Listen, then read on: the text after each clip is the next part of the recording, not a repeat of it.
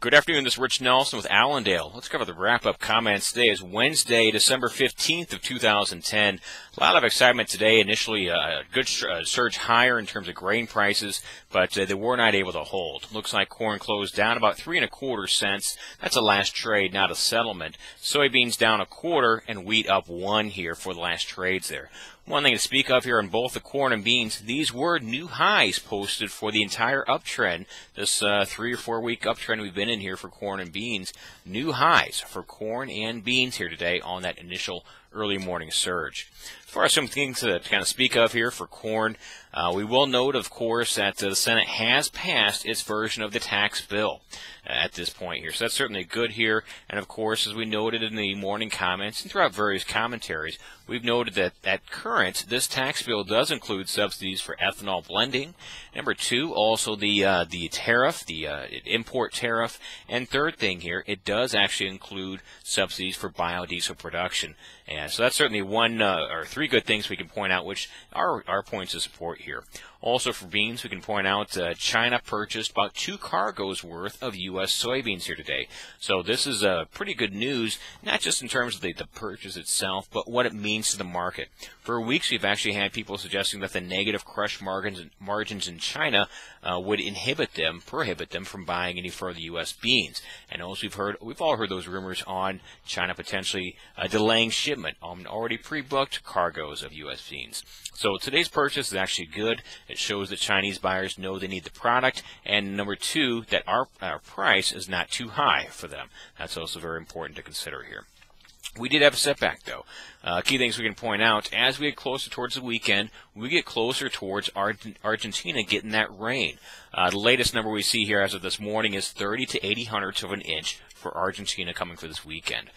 There is also, of course, a clear skies stretch for next week for Argentina, but then there actually is another rain scheduled for next weekend here. So as of this point, traders are wondering if this dry pattern, which has been in place since planning for Argentina, is now shifting. Are we actually going to move to a more normal weather pattern here? So keep in mind, a good chunk of this rally was made on Argentine dryness here. So a good setback here for corn and beans off the open. News for wheat, actually generally kind of good here. Jordan bought 150,000 tons of U.S. wheat overnight. Egypt went ahead and completed that purchase that they talked about yesterday.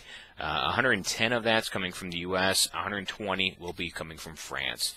Those are good news, but Egypt, or also we did see a setback on wheat as Australia, they've got a 10-day stretch now with no rains lined up. That certainly will get some people back in the field.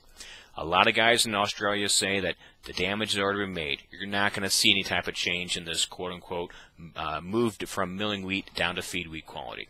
However, that's not really the important thing in the market's mind point. The market works on psychology, not necessarily facts at all times. So in the market's mind, yes, damage may be done, but the fact is we're getting back in the field here. We saw the exact same thing happen with the whole Russian wheat drought itself. During that Russian drought time, even though the damage had been made, the market did move lower once the drought itself started to ease, and we did see some harvesting started here. So bottom line here for grains, a setback. Maybe we're going to trade kind of sideways and sloppy here, both Thursday and Friday is the kind of thought we have right now. Over on livestock, we've got the cattle down 50, hogs down 97. Certainly a change for the worse on the livestock here in recent weeks.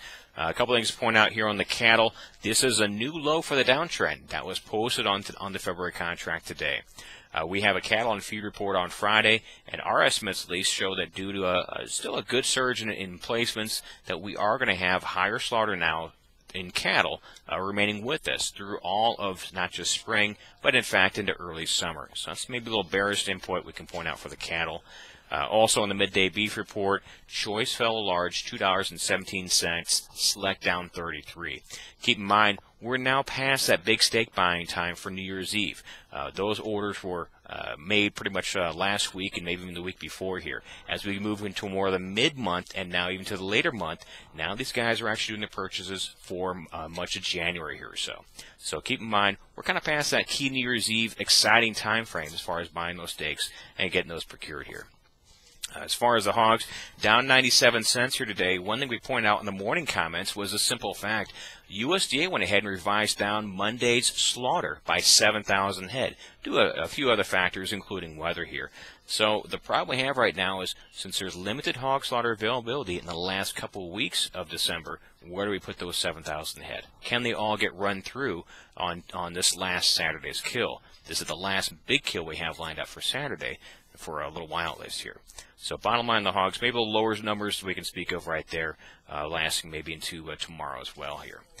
Biggest thing we have going on now here at Allendale is not just, of course, the current situation, the current markets, but more importantly, the bigger picture here. As we complete our work for the conference for 2011, we're working on not just price studies, supply demand, also marketing studies. A couple things I got to point out here. Number one, included with this conference, we actually will have some guys on hand with our brand new evaluator program. Greg McBride has done a fantastic job in updating our old one and certainly made it more user-friendly and actually showing a lot more key things that you need as you take to your banker for some marketing plans for 2011. Very exciting program. It's called the Evaluator Program. Greg McBride did a great job in making it up here. So take a look at that.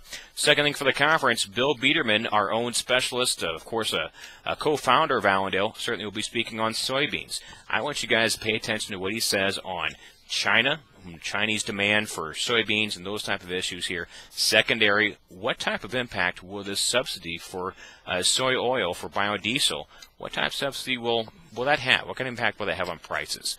We've got a lot of great things lined up for the conference. You need to get a hold of your own tickets here. 1-800-262-7538, or get information on our website, allendale-inc.com. This is Rich Nelson. Have a good trading day and a good trading week.